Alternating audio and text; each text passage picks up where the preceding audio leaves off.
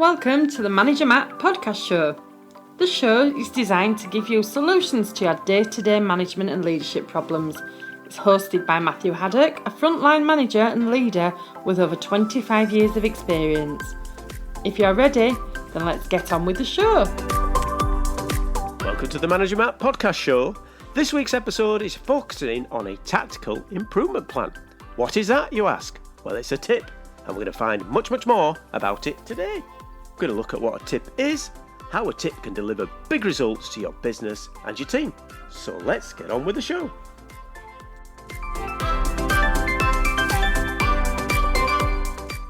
Welcome back everyone to Series 2 of the Manager Matt podcast show. I hope you've had time to listen to Series 1, but if you had not had time, don't worry, you're going to pick up the concepts and ideas as we go along. And of course, you can always go back and listen in your own time. For my regular listeners, you will know from my previous casts, I'm convinced that your direct reports and your results will be improved by using the big five of management. These, of course, are one-to-ones, feedback, coaching, delegation, and empowerment. These five are the backbone of everything else managers should be doing and are key to forming and maintaining a healthy team. In today's episode, I want to explore a tool which is more widely designed to bring a team, an area, or a department together. It's a tool designed to improve, involve, and get sustainable results. And of course, deliver the results to keep us all in employment.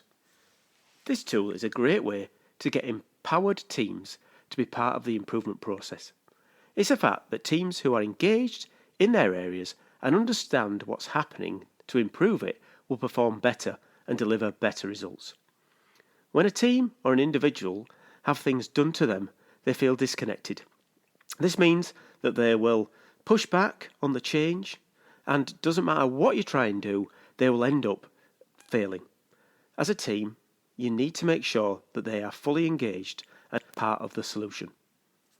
You could sometimes get an open revolt from team members who hate the idea of the change, but who can be the greatest advocate of that change if they feel part of the process. So the key is involving your team and making them part of the process from the start. To do this, a tool I have used is a tactical improvement plan, or a tip. A tip is a holistic tool which involves all levels in improving and focusing on their work areas and departments. It works by capturing information and ideas, communicating visually the changes, and getting people to see the changes for what you are trying to do for them, so they understand that the changes are not there to catch them out, but are actually designed to improve their working areas or their working processes. It allows cross-functional departments to contribute to the improvement, breaking down the silos and the culture of blame which can so easily grow in a business. The tool is simple to train out and maintain, meaning it doesn't take a great deal of time or effort to really see the results.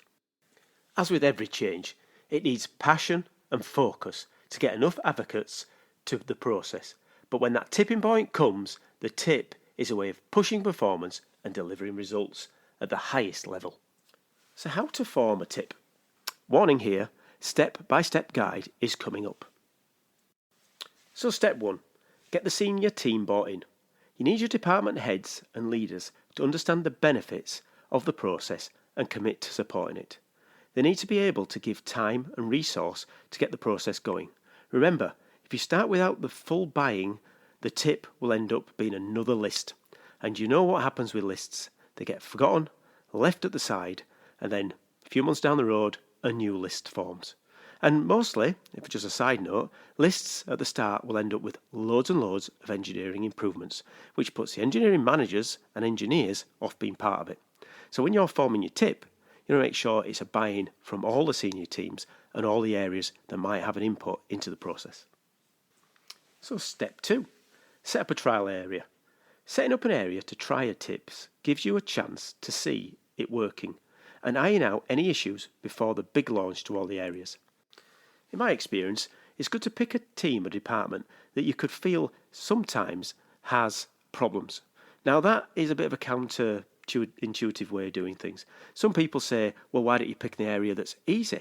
Why don't you pick an area with a team that's already engaged? Well, if you can do it there, that's pretty straightforward. Sometimes you want to go to the area where you do have the issues first, because if it goes wrong in that place, you can iron it out. Because what will happen if you do too easy a place, when you go to the difficult places, you'll start to hit issues that you've not had before. Remember, the idea of a trial area is to trial it, set it up, and get a better result for the next time when you roll it into the full areas. So step 3, communicate and involve the team in the area. This is where you will need to put in the hard yards to get the process going. If you have a lean coach or a champion, then they can be the ambassador. If not, the line leader and the team leaders usually pick up at the start of the process. You should use your local toolbox talks or your morning daily meeting to discuss the upcoming tip. But of course, at this point, you need to start to get into their heads about what the tip's going to bring. Remember, a lot of people are going to be a bit wary of new things. They're going to be a bit sort of lethargic sometimes to, oh, here's another new idea. We've heard all this before. So you really need to put the energy in at this point to make them understand that a tip is something different than what you've had in the past. Because if not, you're not going to get the buy-in and people will soon switch off to the idea. So step 4 is about the format and formulating the format that will work for you. So look at how the area is set up. Look at how a tip could work in that area. Make it visual and easy for everyone to see. In the past, I've used paper formats. So some people don't like paper formats, they prefer an electronic one. But I think sometimes in areas where you're trying to engage a wide variety, then the old-fashioned notice board is a real godsend because you can look on it, people can see things happening, they can understand it. Now, I don't mean you don't have an electronic file copy and something that can be shared, because obviously that's a good way to hold that information and archive it. But a lot of the old school people like to see it, make it visual, actually allow them to write on it, put in the dates in there, and make it so that someone can actually engage with something physical instead of just a screen. Step 5 is to start to populate your tip plan. This is where you'll start to see what is hitting the department and what's making it hard for the team. Now, at this point, it's usual that it turns into an engineering list, as I mentioned before. To stop that, start to limit some of the engineering issues. Only say between 3 and 5 at the start. The rest of it needs to be actions that the team can sort themselves. So that gives them ownership and also means that your engineers are not getting swamped with another load of lists. So you've got to make sure that you're managing this list and making sure it's in this actionable format. And remember as well, don't make it a wish list for capital, because that's sometimes what can happen is you'll end up with a massive list of we need to buy this, we need to do this. Now you can capture it because you do need to look at that long-term pipeline of capital plans, but make sure that that section is longer term. The tip needs to be actionable in a days, a maximum of weeks, not months or years. Now, step 6, action, drive. Make sure that we're starting to see the tip having dates on there, that people's names are on there. So it's not just generic departments, engineering, technical, quality. This step is something that you really need to get right with your department heads to get their commitment. They need to be able to supply the resource and also make sure that they understand that if they don't deliver, then they're going to be talking about what is that failure for them and their department. What's it going to mean to them? What are the consequences for them? So again, we don't want wallpaper and we don't want this ugly list. So you need your department's head to know that these are actions that are driven by dates that are delivered against people. And a little side note, sometimes when you've got shifts and you have a continental pattern, for instance, where engineers aren't there, it can be difficult because you will have an engineer's name who might not be on for 10 days. So again, that's that little bit of sensibility about if it's shift A, then shift A covers Bob and John or Jane, or wherever that person is going to be. So you don't get slipped into the fact that the person's not there to feedback, therefore the action gets left and left and left. And step 7 is to review that drive. Make sure the jobs are done and completed as part of the weekly review of the shop floor.